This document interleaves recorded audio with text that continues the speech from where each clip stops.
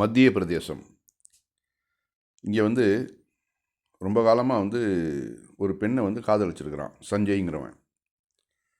அந்த காதல் அப்படியே ஓடிட்டே இருந்து பல வருஷங்கள். ஒரு டயத்தில் அவனுக்கு அந்த காதல் புளிச்சு போகுது. ஏன்னா இப்படி இருந்தவ நமக்கு இன்னொரு பொண்ணு கிடைச்சா நல்லதில்லை, யோக்கியமான பொண்ணாக கிடைக்கட்டும் அப்படின்ட்டு பாருங்கள், சீரழிச்சுட்டு அதனால என்ன பண்ணியிருக்கிறான், வேறு பெண்ணை மேரேஜ் பண்ணிக்கணும்னு திட்டமிட்டு இந்த பெண்ணை அழைச்சி என்ன பண்ணியிருக்கிறான், கொலை பண்ணிட்டான். கொலை பண்ணிவிட்டு அந்த பாடி என்ன பண்ணியிருக்கிறான், சுத்தமாக எடுத்து வச்சு ஃப்ரிட்ஜுக்குள்ளே வச்சுருக்கிறான். வச்சு சேஃப்டி, வெளியில் தெரிஞ்சிடக்கூடாதுங்கிறதுக்காக. கிட்டத்தட்ட ஒரு நாள் 2 நாள் இல்லைங்க, 9 மாதம். 9 மாதம் அந்த ஃப்ரிட்ஜில் இருந்து கடைசியில் அது இப்போ வெளி உலகுக்கும் வெளியில் தெரிஞ்சிருக்குது. இப்போது இந்த சஞ்சய்ங்கிற இந்த பேர் இதே ஒரு முஸ்லீம் பேராக இருந்துருச்சுன்னு வச்சுங்க, இன்றைக்கி இந்தியா என்ன உலகம் முழுக்க இது அப்படியே பிரபலமையாக இருக்கும். அதான் அந்த செய்தியை போட்டுறான் பாருங்கள். மத்திய பிரதேசத்தில் 5 வருஷமாக லைவ் ரிலேஷனில் இருந்த பெண்ணை கொன்று 9 மாதங்களாக ஃப்ரிட்ஜில் வைத்த பயங்கரவாதி சஞ்சய். சம்பந்தப்பட்டவர்கள் இந்து மதத்தை சேர்ந்தவர்கள். விஷயத்தை மூடி மறைக்க பாஜக ஆர்டர். வேறு மதத்தினராக இருந்தால் இந்த பாஜக மீடியா சும்மா இருந்திருக்குமா? கண்டிப்பாக இருந்திருக்காது. அதுக்கு கை, காது, மூக்கு, லவ் ஜிஹாத் அப்படின்னு ஒரு புது பேரை ஒன்று வச்சு இதுக்கு பின்னாடி பயங்கரவாதிகள் இருக்கிறாங்க அப்படின்லாம் சொல்லி என்னென்ன பண்ணணுமோ அத்தனையும் பண்ணியிருப்பாங்க. இது ஒரு இந்துக்கள் 2 பேர் சம்மந்தப்பட்டதுனால இந்த செய்தி மீடியாக்கள்லையும் அதிகமாக வெளியில் வரல. ஆக மதத்தை வச்சு தான் இங்கே குற்றங்கள் நிர்ணயிக்கப்படுதுங்கிறது மேலும் மேலும் நிரூபணமாகிறது. இது உண்மையிலேயே வருத்தத்தை அதாவது நம்ம இந்த பெண்கள் முதல்ல ஓவராக நம்ம சுதந்திரம் கொடுக்குறோம். அதுதான் இந்த மாதிரியான பிரச்சனைகளுக்கெல்லாம் காரணம். அதுக்காக நான் பெண்களை வீட்டில் அடைஞ்சிருக்கணும்னு சொல்ல, வேலைக்கு போட்டோம், படிக்கட்டும், எல்லாம் பண்ணிட்டோம். ஆனால் பல வருடங்களாக ஒருத்தனோட சேர்ந்து சுற்றுறது, அந்த பாருங்கள், அந்த பொண்ணை எப்படி ஃப்ரிட்ஜுலேருந்து எடுத்து உள்ளே வச்சு இது பண்ணி 9 மாதமாக அதை வெளியில் கொண்டு வராமல் வச்சுருந்துருக்குறான். நான் என்ன சொல்கிறேன், பெண்களுக்கு கொஞ்சம் தங்களுடைய பெண்மையை பாதுகாக்க தெரிஞ்சிருக்கணும். இல்லைனாக்கா இது மாதிரியான 1 வருஷம், 2 வருஷம், 3 வருஷம்லாம் ஒருத்தனோட சேர்ந்து சுற்றுறதுங்கிறது இருக்குதுங்களே, இது பெரிய டேஞ்சராக முடியும். அவர்களுடைய எதிர்காலம் தான் அது கேள்விக்குறியாக மாறும். அது ஓகேங்களா? அடுத்த செய்தி ஒன்று பாருங்கள். 3 Hindu women were carrying out incident of theft wearing a burqa.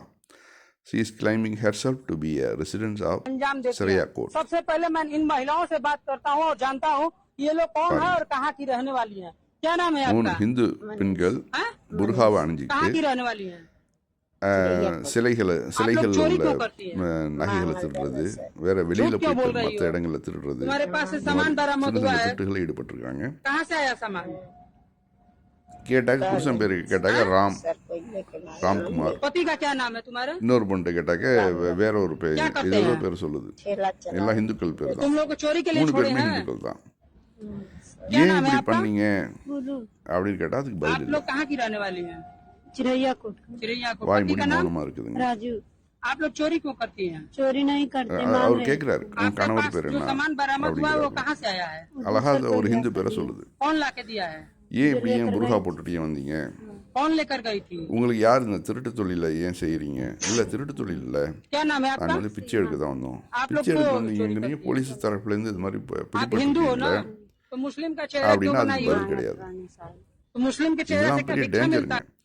இந்த மாதிரி இஸ்லாமிய ட்ரெஸ்ஸில் திருட்டு தொழில் செய்கிறது, கஞ்சா வியாபாரங்கள்லாம் பண்ணுறது, ஒரு மாவட்டத்தில் இன்னொரு மாவட்டத்துக்கு கொண்டு போகிறதுக்கு. 2வது, இது மாதிரி முகத்தை மூட சொல்லி இஸ்லாம் சொல்லலை. அதனால தான் இவ்வளோ பெரிய பிரச்சனைகள் வருது, இவ்வளோ பெரிய தவறுகள் நடக்குது. இஸ்லாம் சொல்கிறது முகத்தை திறந்து வச்சுருங்க, கைகளையும் மணிக்கட்டு வரையும் திறந்து வச்சுருங்க. உடலில் கொஞ்சம் அதாவது கவர்ச்சியாக தெரியக்கூடிய இடங்களை கொஞ்சம் ட்ரெஸ் போட்டு மறைச்சிங்க, அதுதான் புர்கா.